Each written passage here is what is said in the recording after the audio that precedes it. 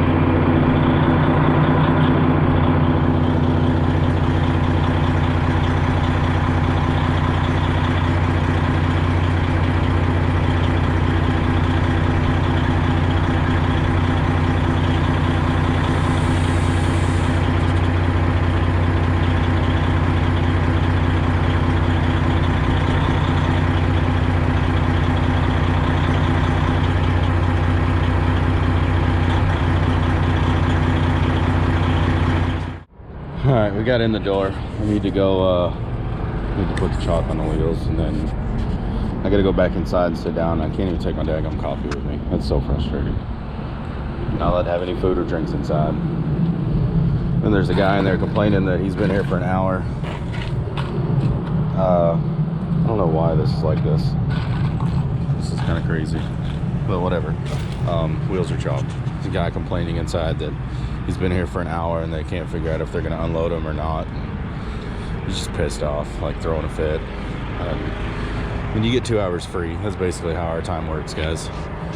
Y'all of those who don't know that, yeah, we get 2 hours free. Something here. And these guys know we're coming. They know what to expect, and sometimes, yeah, they just kind of push us around and do whatever they want, but most of the time places are pretty good.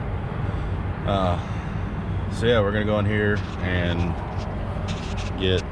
we've already checked in, obviously, so it is 9:46. We'll see what time I come out of there, so I'll see you guys in a bit. All right, it is now, it's 10:18, and we are loaded. Now I have to get out of here.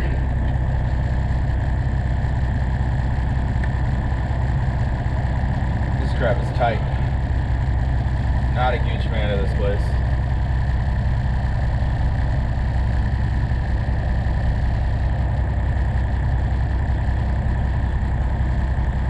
They actually strapped the load, and I had to pull up and shut the doors, and they came out with a seal on it, so that got done before I could even get the camera out, which, whatever, no big deal. We're gonna pull up here and I'm gonna adjust my logbook and shut off the generator, just get everything situated. Probably gonna make some breakfast real quick, throw something in the microwave or something. I don't know. But luckily I'm still on private property, so I'm not worried about parking off to the side.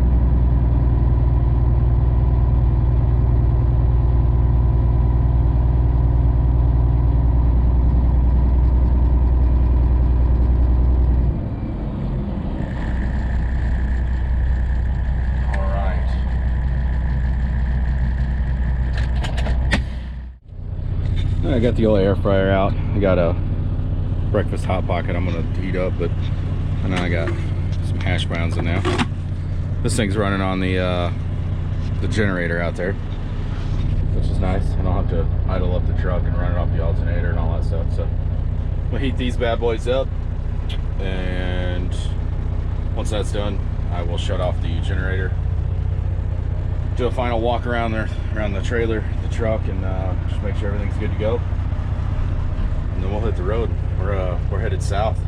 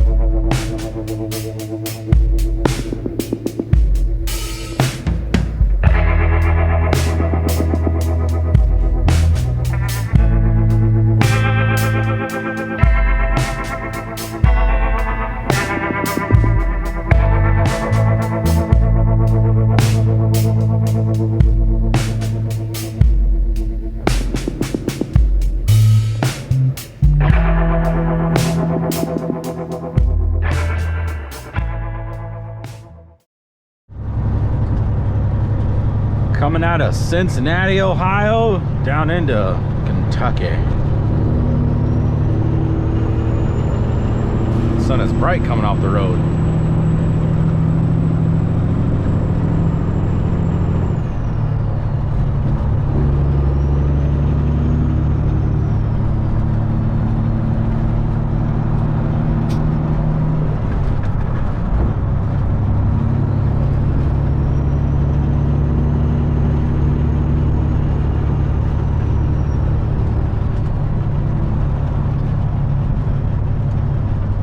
Ba-da-ba-ba-ba. Oh.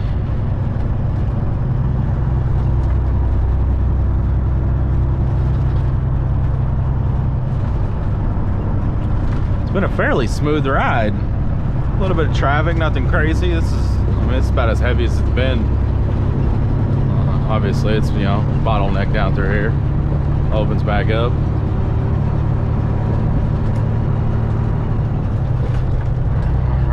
Change lanes here.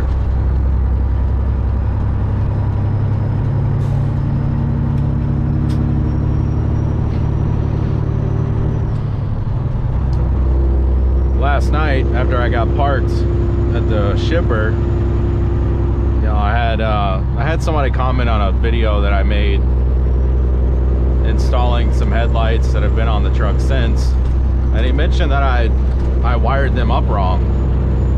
So I looked into what he was saying and went out there and rewired them, and actually hopefully they don't blind anybody anymore, because they were really bright. And it turned out that the high beams on the low beam side, which are the outside headlights, because I have 4 headlights, you know, the outside ones are my low beams, and then on high beams all 4 lights come on. But on the low beam side, all of the lights were lit up, and it's supposed to just be the 2 sides and the top light in each headlight. But instead, the big center one, which is the bright light, that was lit up as well. So we'll see how they look tonight once we get done or get down the road and it gets a little darker. I have had people, you know, hey man, turn your brights off and all that, and I'm like, they're not my brights. But now I think we're a whole lot better. I tried to adjust them as much as I could last night, just get everything situated, but it started snowing, got really, really cold, and the wind was blowing. I was just tired of being out there. And I did fix my bumper light the other day as well. Got that wired, had a broken wire.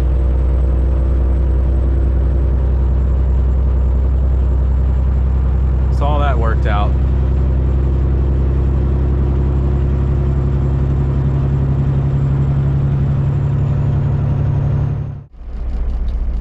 Well, we are stopped here at the Loves in Sadieville, Kentucky, Scott County. We're in line, as you can see. Hurry up and wait.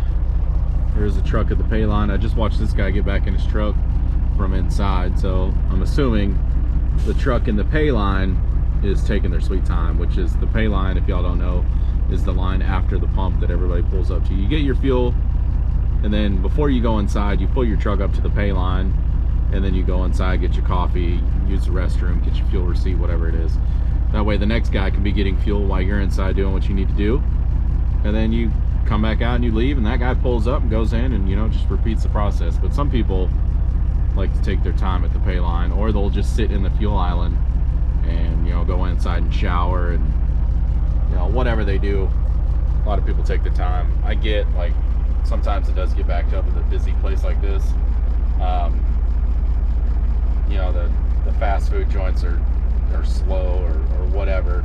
You know, the restrooms are small, so they get packed up with drivers, and it just takes a while. So it is what it is. A lot of fights, and people, I know people have been shot, and fights and jail birds and all sorts of stuff has resulted from the fuel island. It's a rough spot. that as long as you respect each other and each other's time, and you know, all get along, it'll be all right. So hopefully this guy doesn't take too long, and we can go ahead and do what we need to do and get on the road, get our fuel. We got 902 miles on this tank of fuel, so we're gonna see what kind of fuel mileage we get once we're done. And we do get let's see here, I use the, so we get a 48-cent discount here with Landstar. Y'all can see that. I know this says Punta Gorda, but I was looking at that earlier for somebody else. So yeah, this shows like the Flying J, we get a penny cheaper down the road. It's a higher pump price, but it doesn't make any sense. And it just goes up from there. It just gets higher and higher. Here's $2.78 a gallon. You know, 81-cent discount, sure. Same IFTA because they're still in Kentucky, but the pump price is higher. Oh look, there he goes. He's finally getting it in his truck. So yeah, we're gonna get fuel here and see what our fuel mileage is, and we'll get back on the road shortly. All right, 130 gallons, 902 miles. It was 6.98, so not terrible. Not for a long nose truck, right? Winter fuel definitely sucks a lot more, a little more idling than normal. But I gotta go inside the shop because I wound up parking here. But I broke the vent that goes on this thing. I was trying to adjust it and I snapped it. I split the end right there. So I'm gonna run inside real quick, see if they have a new one, this hard plastic, and see if we can get that get it back on there. And y'all, look at this truck. That's beautiful. Let's go inside before I sit here and start drooling. All right, we got our new one. It's all shiny and not nasty. Hopefully it doesn't break when I put it on here. But it was $3.06 after tax. At first I thought he said $30.06. I was like, oh hell no, you can keep it. Don't break, don't break, don't break.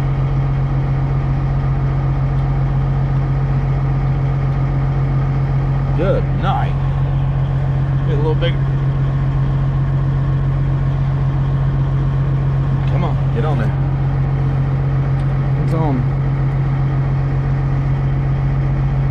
It's on there. It's not going anywhere. We'll leave it there. Let's I'm hoping to get the truck washed tonight if we can. We'll see what happens. Yeah, we're gonna get on the road now. We've wasted enough time doing all this. It took them about 15 minutes to even get situated, find it, all that good stuff. But anyway, let's get on the road.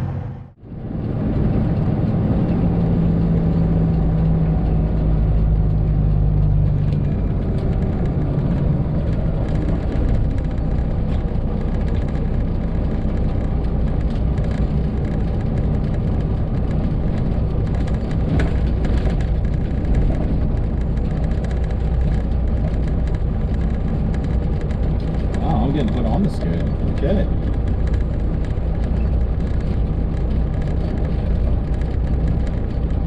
This is interesting.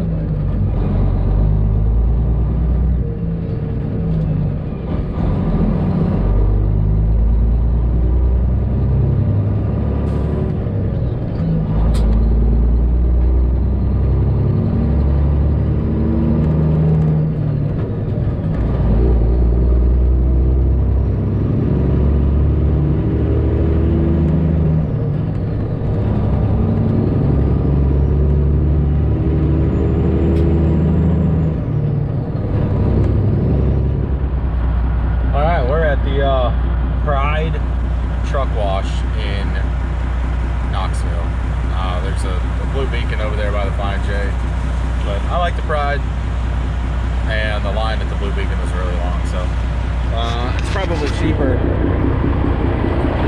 as far as prices go, but it's kind of what we're looking at. I really want to see what this van looks like after it gets washed. I don't know if y'all see that, but the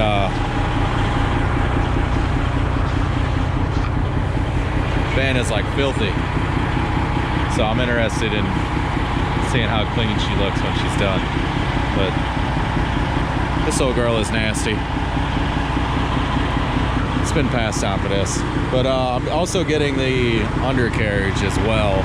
He offered me some kind of like hot foam wax for an extra 20 bucks. I'm like, I'm good. Like, we're okay. It'll be alright. But I'm gonna vacuum out my door area right here real quick with this free vacuum, as long as it reaches. We'll see. It reaches, but it ain't worth very much. Let's see why it's free. It's alright, I got a vacuum in the truck. We'll get her all cleaned out.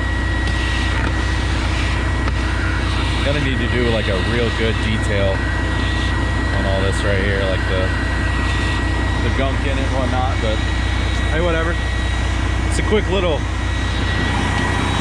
vacuum, I guess. Get a nice chance to do that.